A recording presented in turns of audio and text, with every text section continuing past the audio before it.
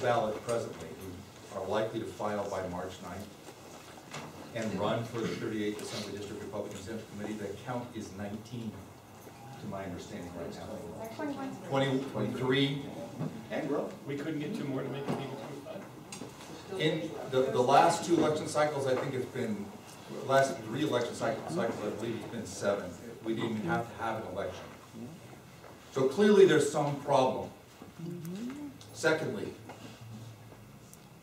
over time, this particular committee meeting has been attended by more and more people.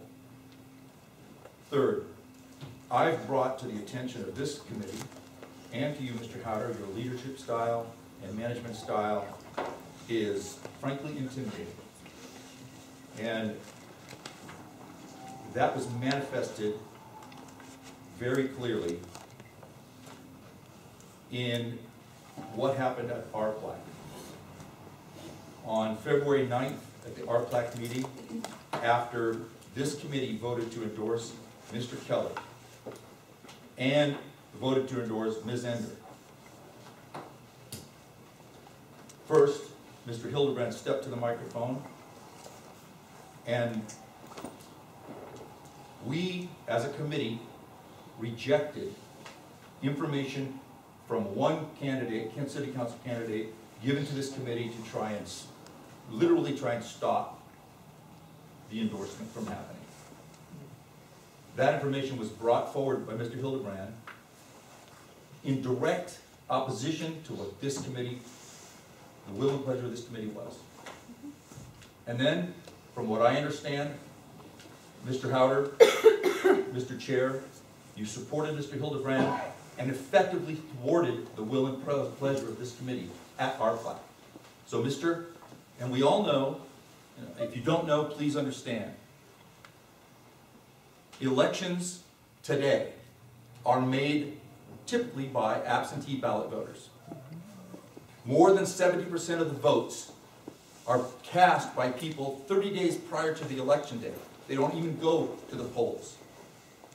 So it's important for a candidate to get their information together and get it out there. It's important for the candidate to get an endorsement soon, get it on their documents, and get it out to the absentee ballot voters, because that is how you win an election. Mr.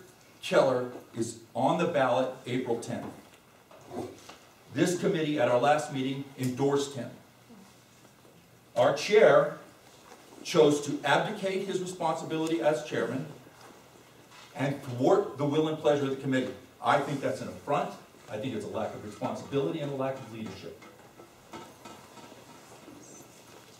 I also believe that Mr. Haueter continues to violate the Republicans' 11th commandment.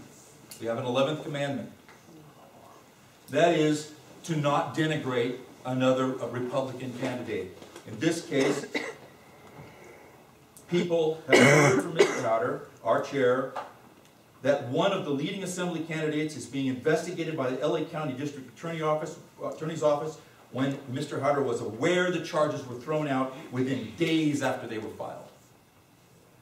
Another abdication and dereliction of duty.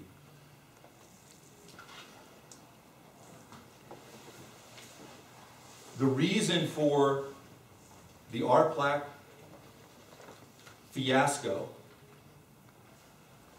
was given that in closed session, which was unprecedented in my opinion. Our chair says that we're a transparent organization, yet you were all made to stand out in the cold last month. At that time, an opposing candidate brought forward accusations that Mr. Keller had taken a loan that was thrown out by the FPPC, that was thrown out by the district attorney, and now Mr. Haueter is about to go talk on March 10th to Mr. Keller's benefit. Too late. The damage is done. He cannot use the Republican Party's endorsement in his absentee ballot attempts. The damage is done. Exactly the opposite of what this committee intended.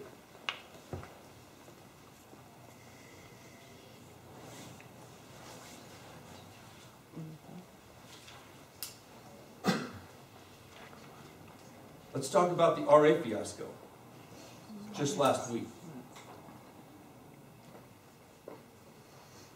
Mr. Haueter tends to think, our chair, Mr. Chair, you tend to say, I have no idea, or this was not my doing. But frankly, you're manipulating the situation. This is a very strong case in point at what happened at the RA.